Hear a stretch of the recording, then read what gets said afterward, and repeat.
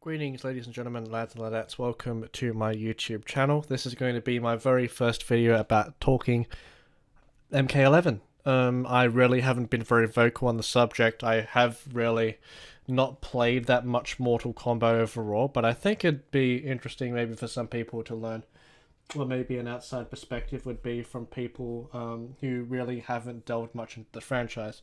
Now, I myself, personally, have been playing a shit ton of Mortal Kombat X recently, and I've been evaluating a lot of the opinions from pros, from Maximilian, from Sonic Fox, all that type of stuff, so I can get like a reasonable grasp on how I think the game plays through extensive footage that I've seen and some background analysis. So one of the things that I really do like about the game, I think visually, the presentation is absolutely amazing. I think they couldn't have done a better job. The gore's still there. The fatalities look absolutely awesome. And the overall backgrounds seem to mesh in well with the characters and their identities. So, in terms of overall looks, including the HUD, in terms of viewer accessibility, everything looks pretty much top-notch. In terms of looking across other elements of the game, talking about gameplay, of course, this Mortal Kombat is a lot more different to previous Mortal Kombats. It's more similar to MK9 than it is MKX. That's what I've been hearing a lot as well. And the game and the pacing is going to be certainly a lot different from before to even MK9, which has been its sort of reference point. Of course, the speed is always going to be a massive talking point, and Ed Boon did announce on Twitter that in the final build of the game, dash speed will be adjusted, because at the moment, there's no real point of dashing. You just sort of walk around everywhere, and the walk speed's pretty fast, actually. So yeah, there's no real need to use the dashing. And the pacing has been changed a lot as well, because of course in MKX there was run cancels and running you could do, and overall that would accelerate the game, and you could just run, block, and that would give you a sort of another option to deal with zoners. And if dashing's going to be a bit of a problem, well, at least Ed Boon promises that it's going to be fixed, then it could be an issue dealing with zoners. But yeah, overall, in terms of balancing aspect, I don't see too many issues wrong with the game. I do see issues though nonetheless. It's not to say that, it's not apparent and it doesn't exist. One of the things that a lot of people have harped on is the breakthrough system, or the breakout system. A system in which that you can basically invest meters to get out of very extensive combos. And in the game that doesn't have the most extensive combos from what we've seen so far, it's going to be a lot more footsie based. It shouldn't necessarily be like that. I feel like that's very bad game design, because combos, it's going to be the thing that a lot of people are going to be excited for in terms of a viewing experience, right? People are going to be excited when they're seeing all this flashy 40% combo of like some run cancels and stuff that look absolutely sick and so difficult to do. And it's important to have that visual representation of how cool it can be, and with a sort of more footsie style based game, it can be appreciated, but I don't want them to eliminate a system where there are going to be well, from what we can see in the current build of the game, less combos than there were previously. But when you do end up getting your combos, you can just tech out, right? That just doesn't seem right, because it's very anticlimactic once you do get an opening.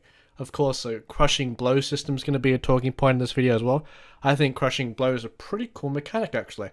I think it's very good that they have confirmed that you will be seeing the way to activate your crushing blows for your characters.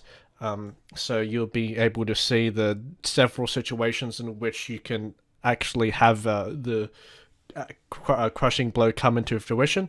So yeah, it's very good that they're giving a system to give you a representation of how you can activate your crushing blow, because I think without that it can be a bit trivial, especially for the casual player base, for them to interpret how to do a crushing blow combo in order to get it in the first place, right? So it's good that they're going to be giving a sort of description from what we've heard so far.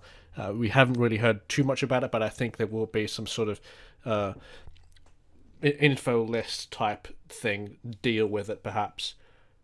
Another issue that people have been talking about, of course, is the sort of, hold up, pardon me, I've got a little bit of a list in front of me.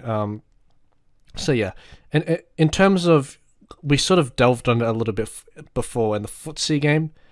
I think personally this is not really a gripe with me, because I think having a good footsie game is quite entertaining to watch, and seeing players adapt and learning these mix-ups and on the fly. It's in terms of a viewing experience, me personally, I can appreciate all the little intricacies, but maybe for a larger player base, people won't like it. But at the same time, you have crushing blows, which look absolutely fantastic. So I don't think people, in terms of interpreting it as a bad viewing experience, can really complain about that department. I think there should be a system with crushing blows that you can opt out of using once. For example, maybe if your opponent is very low on health and you're looking for just some chip damage and you're next to them and they manage to backdash and one of your crushing blows activates on like a whiff punish or something, or gets them on backdash and they're like on 1 HP, for example, and wasting that crushing blow can really help. So if there's a way to opt out of it in certain situations, I think that could be cool just to have an option, but I'm not exactly sure how that would work, and there'd probably have to be another system put in place which could overcomplicate things. But I think the game honestly looks pretty good. The fatal blow system makes sense as well. I'm glad that they're adding that in. I think it is certainly a different mechanic within fighting games that is a creative way to put a fighting comeback in. Of course, Dragon Ball FighterZ is sparking, and they've managed to make it sort of interact with the combo system as well. You can just inject that into there. So in terms of a fighting game, MK11 looks pretty cool so far. Hopefully they continue to make more diverse characters. I have said this in the past, the variation system is really, really, really cool, and the fact that you can edit things is amazing. I really support individual customization. I think that's really, really good in terms of a gameplay perspective, not only visual. Of course, you can customize gear, but the thing that I'm really sort of looking at, of course, is the custom move sets that you can edit, which for the most part seem pretty diverse, and I'm not even sure if that's going to be a reflection of what the full build is to come. But with several amount of more characters being released and teased, I feel like it's only really going to be on the up for here. This recording is done before the Kotal Khan combat cast, so he's my main at MKX, so I'm really keen to see what he looks like. But yeah, honestly, I'm really intrigued to see what the Mortal Kombat 11 full release build looks like. I think overall, if they just change the pacing of the game, adjust the breakout system, and I want to see what the rest of the characters play like before I can make an evaluation of the game. Hopefully the devs take things into consideration, because I know there have been some very strong opinions out there.